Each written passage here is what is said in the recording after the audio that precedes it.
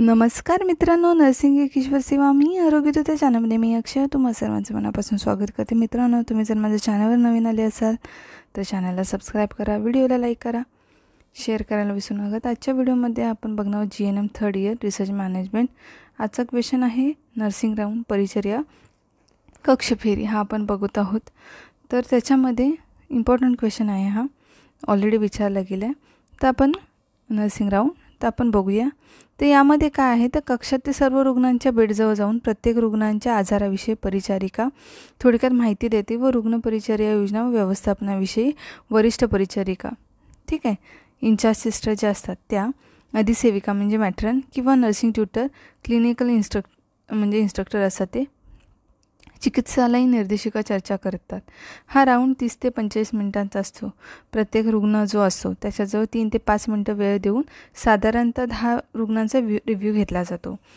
त्यामुळे प्रशिक्षणार्थी प्रत्यक्ष अनुभवाने बरेच शिकतो. त्याची निरीक्षणाची क्षमता असते ती वाढते. तसेच विचारशक्ती, निर्णय क्षमतेला चालना मिळते, कौशल्य देखील वाढते. ही परिचर्या शिक्षणाची उत्तम पद्धत आहे, ठीक आहे.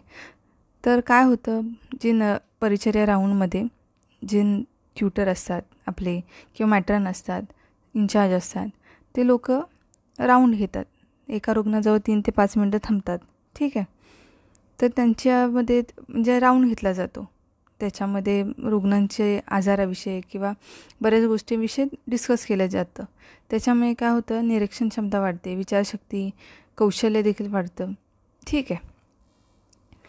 तर ह्याचे फायदे काय आहेत, नर्सिंग राऊंडचे काय फायदे होतात. तर नर्सिंग राऊंडमध्ये परिचारिका रुग्णांच्या गरजा आणि समस्या ओळखतात आणि त्यानुसार योग्य उपचाराने काळजी घेतात. रुग्णांशी संवाद म्हणजे परिचारिका रुग्णांशी संवाद साधून त्यांच्या भावना, प्रतिक्रिया जाणून घेतात. त्यामुळे त्यांना मानसिक आधार पण मिळतो परिचर्या राऊंडमुळे. आणि जे प्रशिक्षणार्थी असतात त्यांनाही त्यांच्यासोबत आपल्याला महत्त्वाच्या गोष्टी किंवा पेशंटशी कसं वागलं पाहिजे ह्या गोष्टी कळतात. शैक्षणिक विकास, नर्सिंग राऊंडमध्ये परिचारिका विद्यार्थ्यांना नर्सिंग प्रक्रियेचे ज्ञान देतात आणि त्यांना क्लिनिकल कौशल्यांमध्ये सुधारणा करण्यास मदत होते. त्याच्यानंतर नर्सिंग प्रॅक्टिस सुधारणे, नर्सिंग राऊंड परिचारिकांना त्यांच्या नर्सिंग प्रॅक्टिसमध्ये सुधारणा करण्यासाठी मदत करतात. त्याच्यानंतर रुग्णाचं समाधान होतं, हे एक आहे पॉईंट. तर नर्सिंग राऊंडमध्ये जे आहे ते परिचारिका रुग्णांच्या गरजा आणि समस्या ओळखतात आणि त्यानुसार योग्य उपचाराने काळजी घेतात. त्यामुळे रुग्णांचे समाधान वाढते, ठीक आहे. रुग्णांचं समाधान होण्यासाठीही परिचारिका राऊंड गरजेचं आहे. कारण आपण पुढे तुम्ही आता स्टुडंट आहात, पण पुढे जाऊन तुम्ही जेव्हा ॲज अ नर्स म्हणून काम करणार, तर सगळ्यांना ह्या गोष्टी करायच्या असतात. रुग्णांची काळजी, त्यांच्या आरोग्याची काळजी, त्यांच्याशी प्रेमाने बोलणं, त्यांना मानसिक समाधान मिळणं, त्याच्यानंतर अगदी मानसिक शारीरिक जे त्यांचा आजार आहे तो दूर करण्याचं काम हे आहे ते आपलं आहे, ठीक आहे.